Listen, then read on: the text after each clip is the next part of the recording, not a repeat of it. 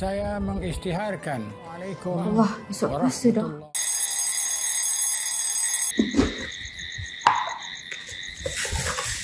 Wah, berapi dah.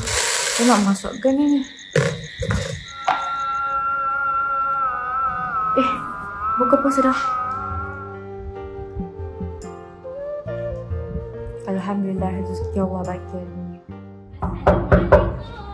Waalaikumsalam. Kak Jah, saya Una. Ni Faiz. Kami datang nak bagi bantuan rezeki Ramadan tahun ni. Orang baik-baik bagi. Alhamdulillah sampai juga sumbangan rezeki Ramadan ini kepada mereka yang memerlukan. Aku rasa macam nak buat lagi lah sumbangan supaya lagi ramai yang dapat manfaat dari sumbangan ini.